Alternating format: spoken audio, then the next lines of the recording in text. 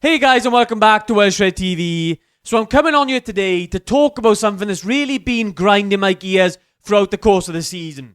And that's the constant comparisons between Arteta and Ten Hag. We specifically see this graphic pop up constantly, and it's a stupid one to use. This was when Arteta had barely had a season in charge of Arsenal, so to use this as something to back Ten Hag with, I just really don't get it. You can want Ten Hag to stay, that's fair enough.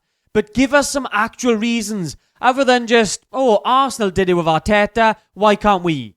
You realise how rare it is for a team like Arsenal to do what they did.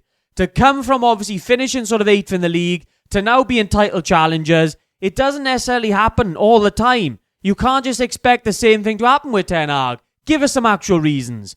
So in the video today, I want to talk about specifically comparing more Arteta and Ten Hag's first 2 seasons in charge, and have a look at why the comparisons are completely pointless. Okay, let's go. So we know that Arteta really had a rough time to the start of his Arsenal career, and we know there was many people calling for his head, really the start of the 21-22 season, so not even that long ago. He had a very, very tough start to the campaign, losing his opening 3 matches, and everyone was vying for blood. I don't remember having a shot. How embarrassing is that? Yeah. Arteta out now. Arteta took over a much worse squad. You compare the first starting 11s from Arteta and Ten Hag, and for me, I think you can easily say that Ten Hag has a lot more quality in that team. And people are very quick to forget that fans largely wanted Ole to be challenging with the squad that he had. So the squad that Ten Hag really inherited, people were expecting Ole to challenge for the title with that squad.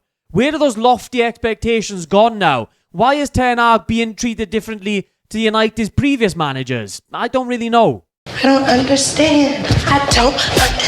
Bitch. For me, a lot of the times with Arteta, just judging off what I was seeing, he was sticking to his principles, largely trying to be a team that's pressing, a team that's playing out from the back. You could see it even in the early days with Leno. They constantly got ridiculed for trying to play it out from the back, despite not having the necessary players in there. It wasn't just Leno, it was the likes of Rob Holding as well.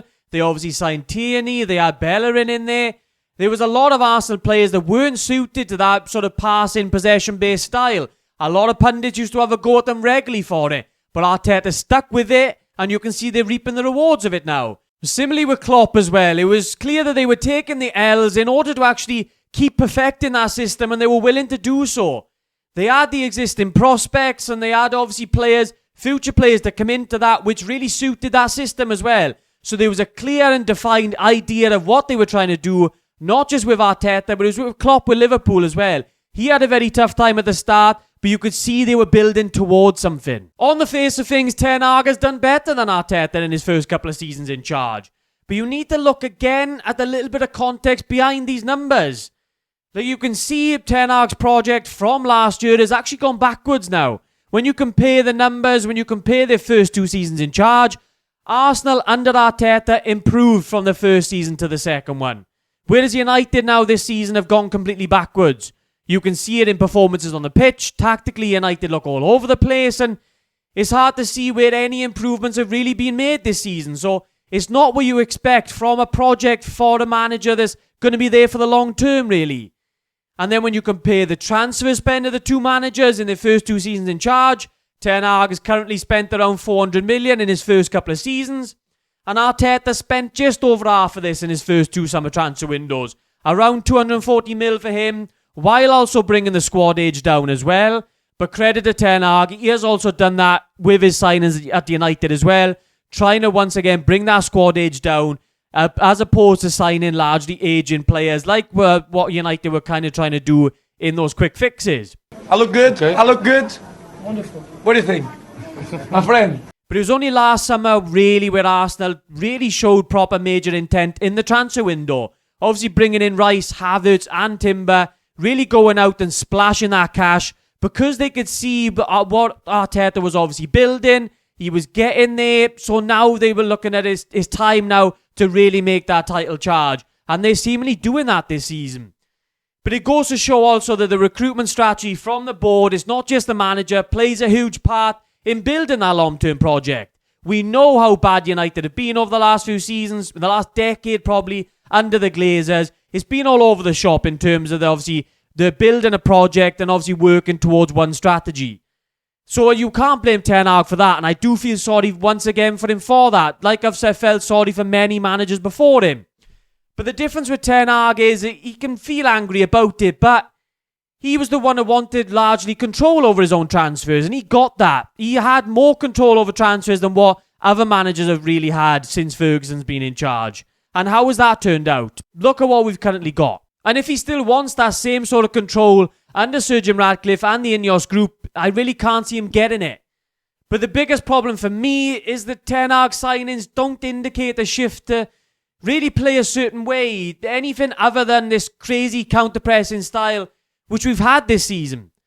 Like, we regularly talks about controlling games and trying to build out from the back, and we haven't seen any of it with real consistency.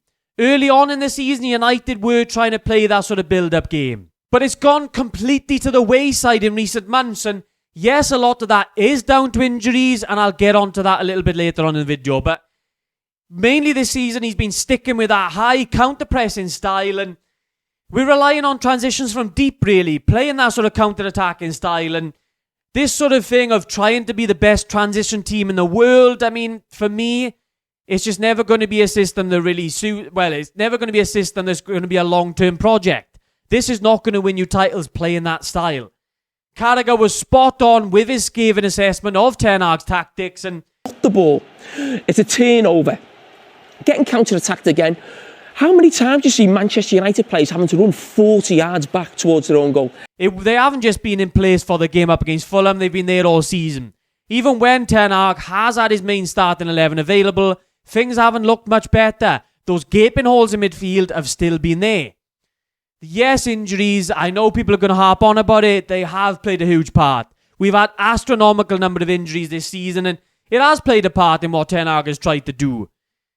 But I think a lot of that might be due to his reluctance to rotate his team. There's a lot of muscular injuries coming in there, and like at this point now, we can't just blame bad luck. A lot of it is something's got to be going on behind the scenes. Something is not quite right with this United setup. Whatever's happening in training, I don't know. But the amount of injuries this season don't just happen just due to bad luck. But then also, if the injuries to Martinez and Shaw are going to derail your system this much, then is the system really fit for purpose? And shouldn't we not still be sticking to that plan? As I've already said, Arteta, even with the likes of Bernd Leno in goals, was sticking to that plan, was sticking to build-up. United now, we've signed Onana, and all he's doing is kicking the ball long. Even with Ten Hag and his main players being fit, it's hard to see exactly what his long-term plan is. I also think if his plan was to play that sort of possession-based system, like he had at Ajax, a couple of injuries shouldn't make you completely scrap that in order to try and scramble some results. This season has been a complete and utter shambles. I've got nothing left. I've got nothing left. At the end of the day, not every manager who finishes sort of 6th, 7th, 8th place is going to work out in the long term just out of sheer persistence. It's a miracle sort of thing. It's not going to happen all the time. Like at the end of the day, why didn't we want Moyes, Van Gaal to stay in the job for another couple of years? Give them more hundreds of millions of pounds in investment.